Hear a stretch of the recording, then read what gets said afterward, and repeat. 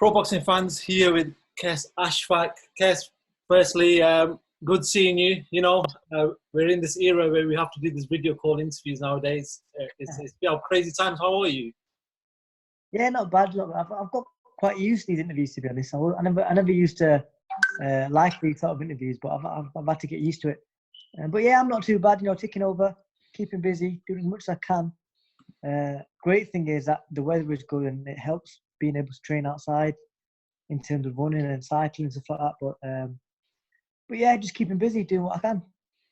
Fair enough. Let's just talk about, obviously, the seriousness of the period that we're living in, the coronavirus, COVID-19, that's attacked the world. Just give me your thoughts on it. A lot of people are dying. We see figures on the news where it's a daily figure, but we've got to remember behind every figure is actually a human being that's getting affected. Families are getting affected. Just talk to me about the seriousness of the period that we're in at the moment. No, it's majorly serious, and it kind of doesn't really hit home until you know someone who's been affected, or someone's parents, and that's kind of it's happened to a few people that I know's parents and stuff. So it's a very scary time, and it's like the best thing you can do, and just to take the advice of the government, stay inside, wash your hands, be cautious, and hopefully, like I say, this storm will pass. But it is a very scary time, and people need to be aware of that and alert to the fact that they do need to take all these precautions. Qais, I look on social media, I see promoters, fighters, some fighters are baking cakes. Eddie Hearn was talking about learning a new language. What's Qais Ashfaq doing to do something different this time? To be honest, it's been okay. It's been interesting for me because, as you might know yourself, I've been sorting my situation out in terms of my team.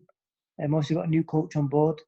I'm sorting my management team now, so that's kind of what I've been up to. But apart from that, I bought a bike last week, so started cycling. But yeah, that's the only difference really. How many miles are you doing? I see a lot of fighters cycling nowadays. Everyone seems to have bought a bike in this period, doing crazy amount of miles. What are you doing at the moment? You know what? The bike shops are making some money. Yeah. Like the amount of people that I know that have bought bikes. I know a few mates of mine, about 10 of them, walked into a shop, and they all walked out with about a 400 quid bike each.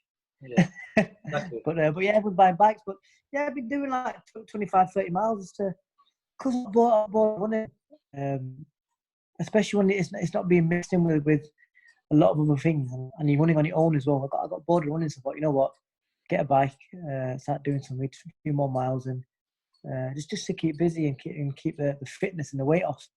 But yeah, like I said, that's been the biggest change. But apart from that, like I say, I'm sorting my coaching and management situation out, and obviously coaching wise, I've gone with Angel now, Angel Fernandez. Yeah.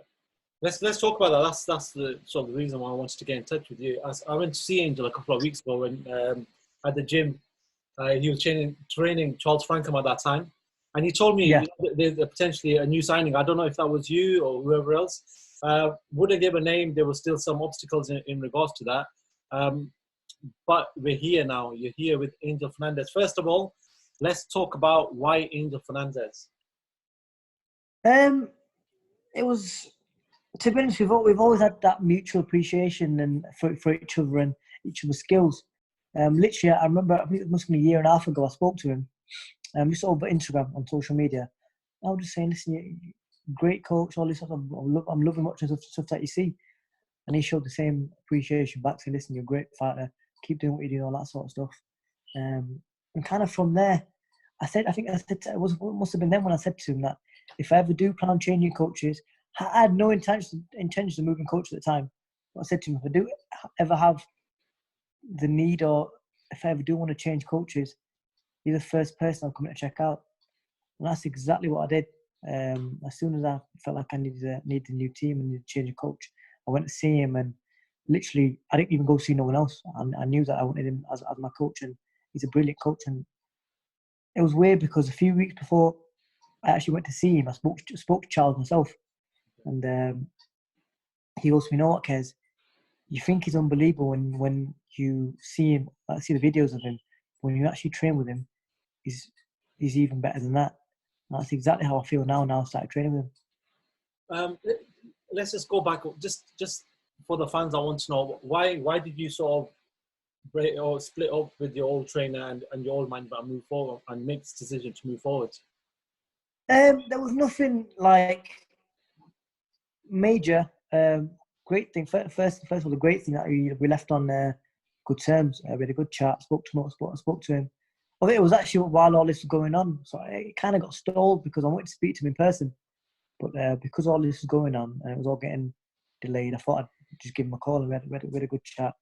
But I just needed a change. It was something that had been bugging me for a fight or two, and I felt like I just need that change. And now I'm just a lot more excited, and I'm ready to move on with Angel. I'm looking forward to getting back into training. Well, what's the situation with your management side of things? I know you were with Charlie Sims. That's obviously broken up. Who's your manager at the moment? That's another thing. Like I say, I'm sorting that out as we speak. Pretty much sorted, but can't give anything away right now. But yeah, another thing with Charlie, me and Charlie, we left on good terms again. Yeah. Charlie's a great guy, he's a great manager, and that was another thing. It's great to.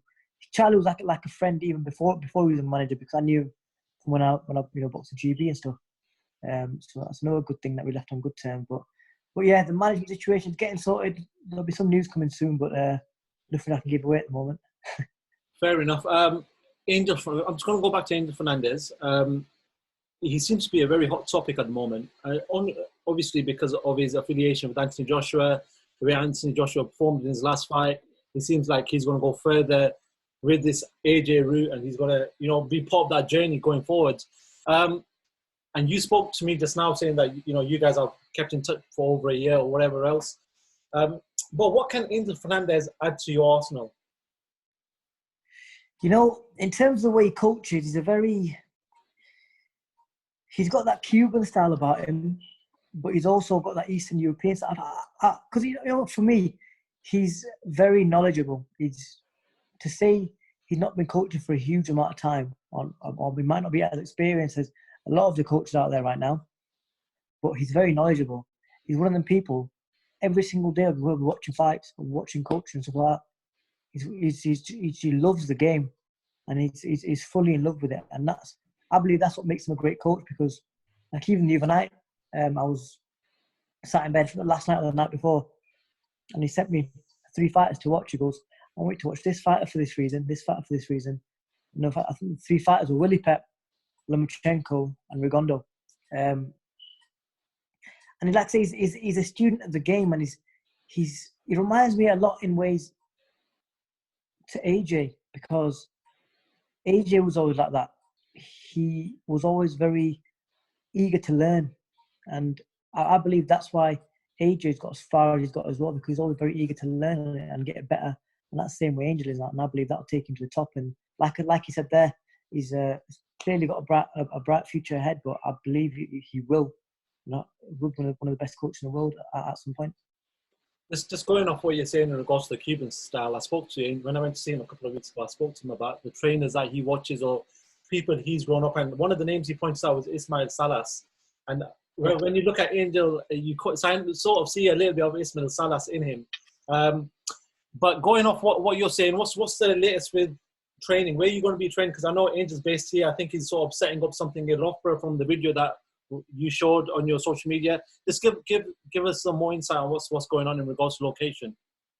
Yeah, so in regards to location, obviously, like you say, Angel himself is from Surrey, but we're setting something up in Loughborough, and there's not a huge amount I can give away about that, without getting in trouble myself. Yeah. So like I say, I'm not sure what I can and can't say, but yeah, the camp is looking to be in Loughborough. Okay, cool. Which is great for me, because being from Leeds, it's right in between. It's not far. How far is it from Leeds? About an hour and 40, an hour and 50, give or take. Fair enough. All right, let's talk about yourself. 2019, you fought 4 times. Fought on Matchroom cards. Just give me your analysis, your sort of conclusion, your review of 2019. How did you see that go in your eyes? Yeah, it was a good year. Was a weird year because, like, for example, when I boxed Majiha, the Tanzanian, I fractured my ankle 5 weeks before that fight. So that was a tough one. That's a fight where I believe I could have potentially stopped the kid, but I was held back a lot in training camp because of injuries. And the fight after that against Sean Davis, that was not a tough fight, but it was another fight where I felt like I could have done more. And then finally started getting it right in the Joe Ham fight, and they got stopped in a technical decision because of the cut. Yeah. But yeah, like I say, overall, the full year, I was happy. I was happy to end the year with a title around my waist, and I was hoping to add titles this year, but obviously with the whole coronavirus stuff, and it's affected me in a couple of ways because I was meant to fight three days after lockdown. So I was ready to go. I was fit, I was sharp, I was on weight, and everything. I had a full camp, and the headache was even before that. I was meant to fight on March 13th, and that show got cancelled. So I'd been in camp for like literally 3 months or something, fiddling with dates. But yeah, like I say, last year was a very good year. Happy to end the year with the WBA Continental title, but moving on now, and I want more titles. Qais, I just want to talk to you about your sort of division, the lighter weights. You know, the people who are the super bantams going down. It's a bit of a tough one because when you go up a little bit, slightly higher, you know, people get the recognition. You know, the welterweights. Yeah. When it comes to further down, and necessarily, actually, super bantamweights have had it quite well for the last couple of years. It's been a great division. We've had Rigondeaux, Framptons, all these guys in that division. I'm lucky with that because I believe in terms of recognition, super bantam's like kind of where it starts. Yeah. And even bantam now with the likes of Inoue coming through. So I'm kind of I'm lucky that I'm not too light, but I'm kind of in between at the moment. But just plus you got to remember for me as well. I'm a big super bantamweight, so I do believe eventually I will be going to featherweight, and if not higher. Just going off what I was going to say was, what's the balance between putting on a performance, entertainment, and also making sure that you've got your boxing fundamentals and you're winning the fight at the same time? Because there seems to be this argument in boxing that to become this star, this superstar, it's not necessarily what you do in the ring. It's sometimes providing an entertainment style as well. What do you make of that? First and foremost, for me, it's getting the win. No matter how it happens, no matter how it looks, that's the first priority. But obviously, when I'm in camp and like Angel will be working on now, it's looking good doing it and looking and entertaining as well. And I don't believe the whole, you know, you've got to stand there, you got to have a scrap, you got to get knocked down and come back up, all that sort of stuff. I don't believe any of that to be entertaining. I'm very happy being a fighter who looks classy, looks entertaining, and doesn't get it. And that's the way I see it. But in terms of, like you say there, with the whole, with the whole balance, for me, first and foremost, it's all about winning. Because if you're not winning, then who's going to talk about you in the first place? Talking about your style then, going through the Joe Ham fight especially, you were supposed to be that step up for yourself, and you cruised it, man. When you look at the fight back, you sort of won every round. I couldn't really pick anything for Joe, to be honest. I feel like with yourself, you are coming through the pro ranks quite well. You seem to be progressing quite a bit.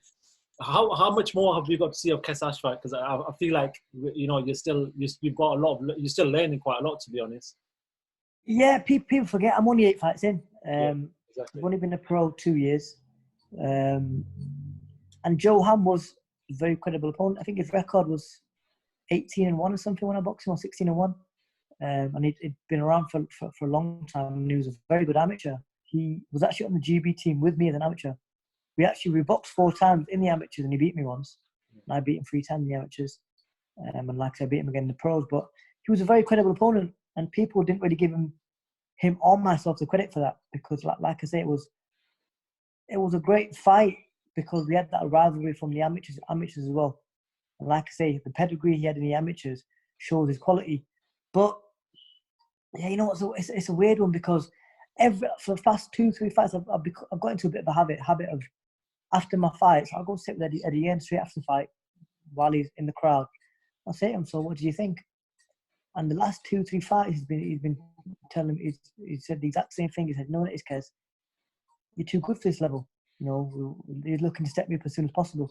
And I agree, because like you said yourself, that last opponent, Joanne, was a credible opponent, and I cruised through it. I showed everyone that I'm levels above this. And when you ask me how much more is to see, I believe there's loads more to see.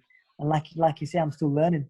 I'm still learning the pro game. I've been getting better every fight, and I believe now under Angel, I'll be getting better and better. And I genuinely believe from the bottom of my heart that I will be world champion, and not just by winning one title. I want to win many titles. And like I say, because I'm a big two bantamweight, I want to do it at plenty of weights as well. Just going off there then, Kes, you know, generally when somebody has a good amateur pedigree, he generally does well in the pro ranks. But there's been instances where there hasn't. You look at Odie Harrison, for example. You know, he didn't make it as a pro. You know, he was great in the amateurs, just didn't work out for him. There's a lot of other fighters that have gone through the same route. What's the difference? You've done it now 8 times. You've been in that ring. You've done the whole amateur game. You've been to the Olympics. Then you've had these 8 fights in pro ranks. What's the major differences that you see? See, back then with Audley Harrison time, it was you got to remember the amateur game was a lot different as well. Okay. It was that whole point scoring where you hit them once and you get 1 point, and the rest around you can run away sort of thing.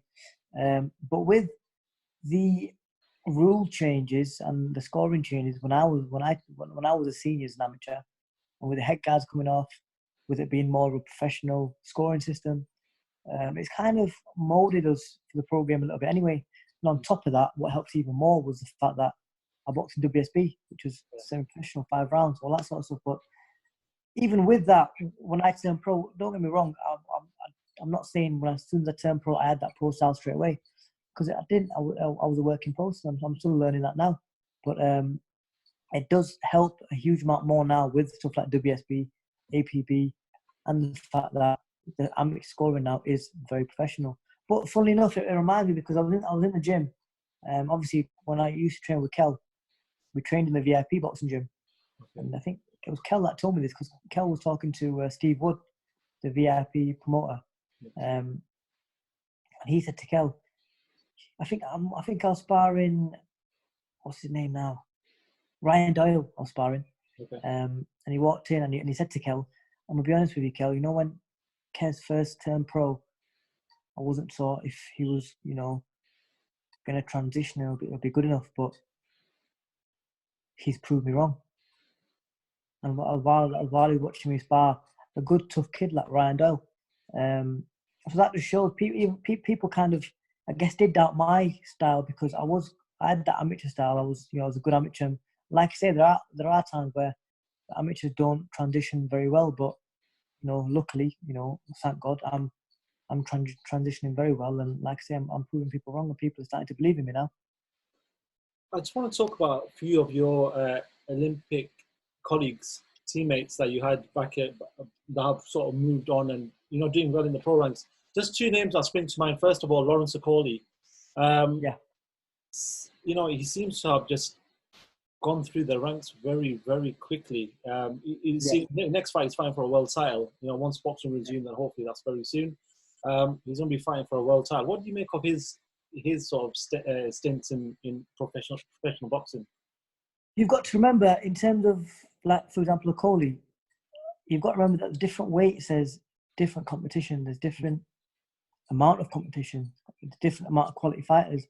I'm not saying he's in an easy division, but he's come through very quick, because of how good he is as well, but also the fact that there's probably not as many people at as high a level at his weights.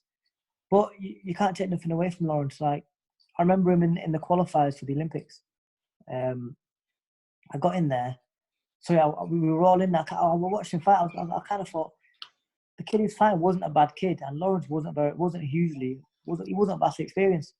But again and again, I was watching him, and he was hurting these kids. These kids didn't want nothing to do with him. So that's why, he might not always be pleasing to the eye at times, but like I say, he's another one. You've got to remember, he's not got a vast amount of experience in the, not just the pro game, the game in general. But with his power, that's a huge talent that he's got. That big punch, and like I say, you can't knock what he's doing right now because he's doing everything he needs to do in a division. The same way me, Cordina, Fowler, Kelly, we can only beat the people that are in the division. And if his division's easier, that's not his problem. It's better for him. If that makes sense, you know what I mean? No, You got to respect that. I think in the game right at the start, a lot of people were sort of, and I don't know, they were criticizing maybe or Cody's style, but I feel like he's doing his thing. He's fighting for a world title, and that's great. Another fight exactly. Like I said before, if he's winning, you can't knock him. And listen, Cody's a good friend of mine. I respect him so much, and like I say, look at the short amount of time he's turned his life around in through boxing. And like I say, he still isn't vastly experienced, but he's proven people wrong, and you got to respect him for that. And that's why I rate him highly. His story is great. He used to work at McDonald's, but he's worked at, Yeah. You've got to give him that. His story as well. It's crazy. It's crazy. Another fight I want to talk to you about, and the only reason I'm talking to you about these fights is because you've known them well. You guys have traveled together and whatever else.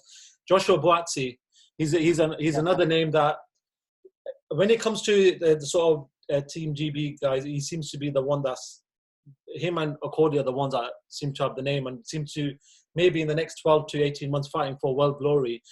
Just talk to me about Buatsi and his sort of stint in pro boxing. Buatsi, he's another one. He always had a big, a powerful punch. He was always a big hitter.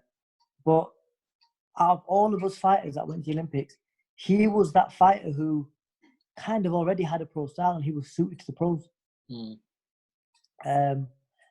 And yeah, for that reason, maybe, because once again, he hasn't got the easiest of weights. He's not got an easy weight category, but anyone that put in front of him, he's tearing apart, literally. But yeah, Buatsi is another one. He's an unbelievable talent, and you could see that just by watching him in the Olympics, and even with that pro style and bringing it through to the pro game, that doesn't mean that he was automatically adjusted to the pro game. He's no. We're also learning. We've all not had a huge amount of fights, but him, even before the Olympics, even before he turned pro, after the Olympics, or even before the Olympics, he was one of the fighters that I was always saying that because of his style, because of his strength, because of his attitude, he's going to be a very, very good pro. And he's proving that now. Qais, once boxing resumes, where do you want to be in 12 to 18 months? 12 to 18 months, I want to be minimum European level, minimum. Because like I say, I want the British and Commonwealth next couple of fights. Yeah. And that's my plan. In the immediate future, that's exactly what I want. Once I win them, I want the European title. But I've won in fact. I want to keep as busy as possible as well. Like I say, last year when you said I boxed 4 times, if it was up to me, I'd have boxed 8, 10, 12 times last year if it was up to me. You know what I mean? Yeah. But I'm just one of them fighters. This is what I do. This is what I live for. But yeah, 12 to 18 months, minimum European, if pushing world title level. The same as the rest of the boys are. Yeah, no. One thing I want to sort of get to know about yourself is growing up, what sort of fight sort of motivated you to become a boxer? Who did you used to watch when you were growing up? When I was coming up, obviously, I always had that huge Muhammad Ali influence, because not because I used to watch him because I was way too young back then, but because of the influence he had on the Asian population in general, and even my family. Like, everyone in my family had a poster. I've got one now, it's upstairs myself. Everyone had a poster from Muhammad Ali, you know what I mean? When you come in thinking, who's that? And you're finding out about him, and you're thinking, wow, and all that sort of stuff. But then after that, it was Amir Khan, because he, obviously, I was, when Amir went to the Olympics, I must have been about 12, 13 years old. I was boxing. I'd won, I think, 2 national titles, something like that. And my coach showed me a picture of him in the boxing news. And he said to him, listen, he's from Bolton up the road. If he can get to the Olympics, why can't you? And that's something that always kind of stuck in my head. And even get to the Olympics and going through that all that process was something I was stuck to my head. Because he's from the same background as me, he's probably faced the same challenges as me, and that helps because it gives you that bit more belief. Like, if he can do it, why can't I? But they've been the two as I was growing up. But in terms of favorite fighters, Mayweather's always been one, because he's current as well.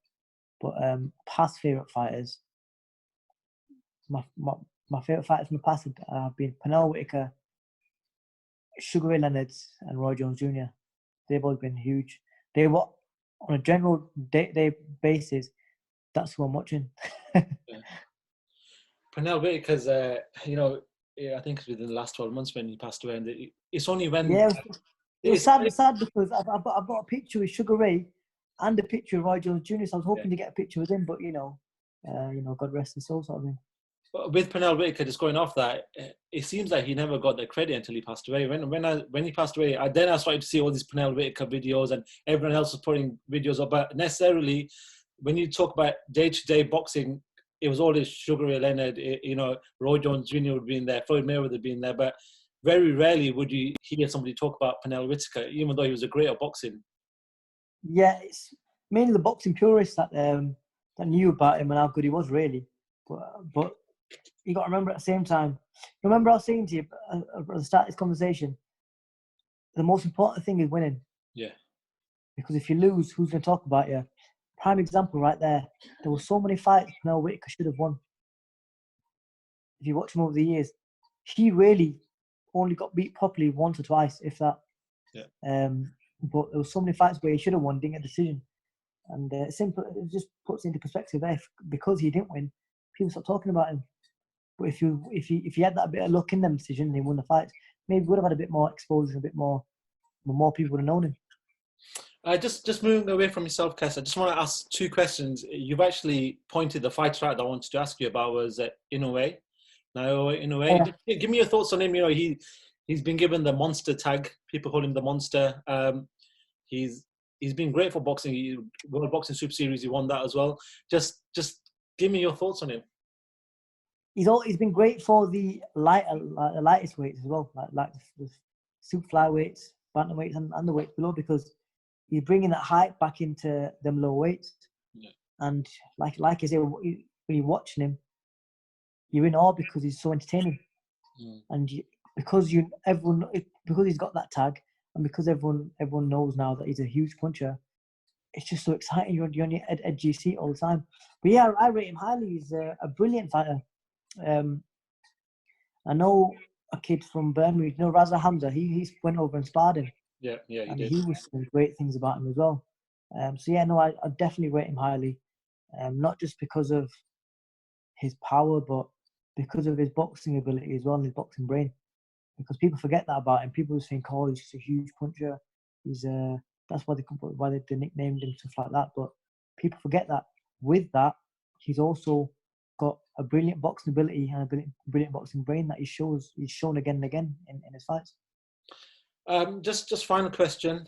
In this period that we're in, there's never any sort of major boxing news, but Deontay Wilder came out yesterday or the day before, finally spoke out regarding the loss of Tyson Fury and said that Tyson Fury is not the champion and he wasn't right on the night.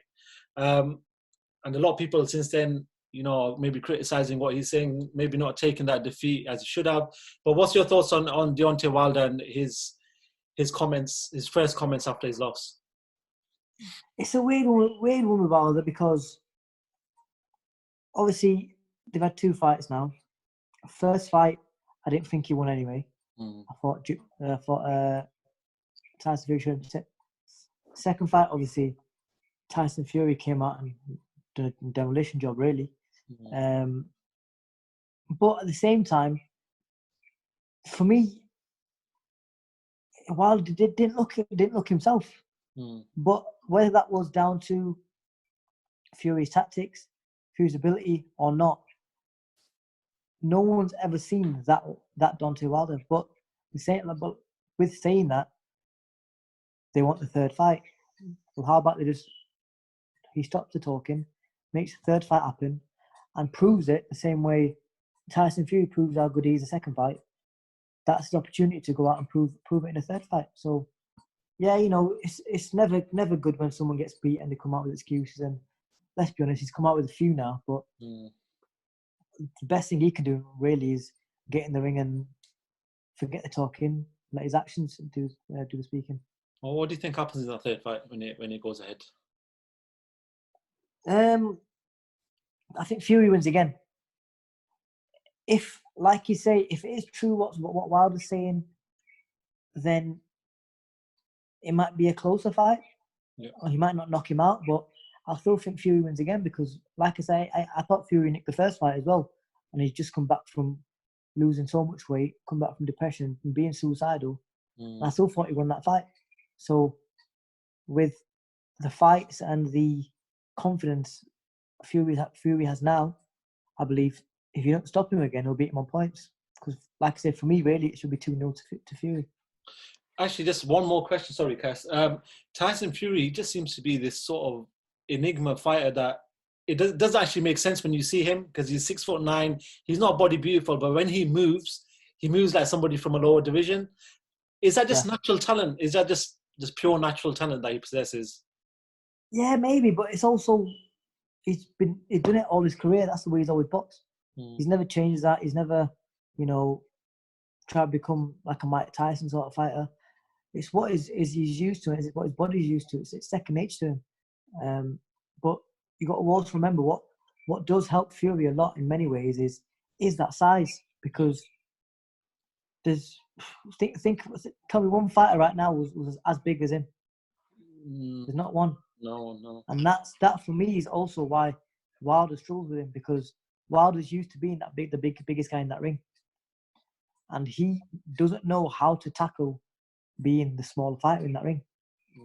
Whereas for me, someone like AJ, who's a bit more compact and a bit more boxing savvy, for me, as controversial as people might think this sounds, he's the guy to beat Fury. Because if he gets his tactics right, slows him down to body early on.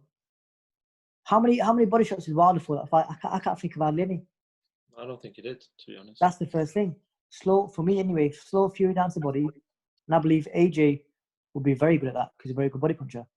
And then when he does start slowing down, that's when you go from the body and the chin gets closer. And I'm not just saying this because AJ is like, tactically he's very good, AJ is, but it's like he also has to get his tactics right. If AJ doesn't get his tactics right, then he's in trouble. But like I say, AJ is the person for me who, so long as he gets his tactics right, he will beat Tyson Fury, because there's no other fighter for me out there. Yeah, no other fighter for me out there who, even if they do get the tactics right, can beat Tyson Fury. Only AJ. That's why for me, AJ. That's probably a question you'd probably ask next. For me, AJ beats Tyson Fury. I was going to.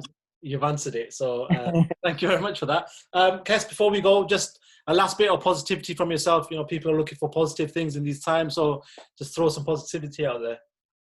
Yeah, it's a very hard time, especially for people that might have their own demons in their head, because this is the time when you got nothing to do, where them demons start falling back. But just stay active, and that doesn't mean going out and going to park in groups. It could mean just going for a little run. Enjoy your own company. It's not always a bad thing. But yeah, stay safe, stay healthy, and just look after yourselves and listen to the government, because they know what they're saying, and it's all about getting everyone's health back and the world back to normal. And straight after that, hopefully we can get boxing back too.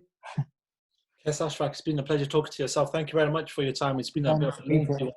Appreciate that, and hopefully I'll come to see you soon at some point when boxing resumes again. Perfect. Sounds like a plan. Qais, thank you very much. Appreciate that.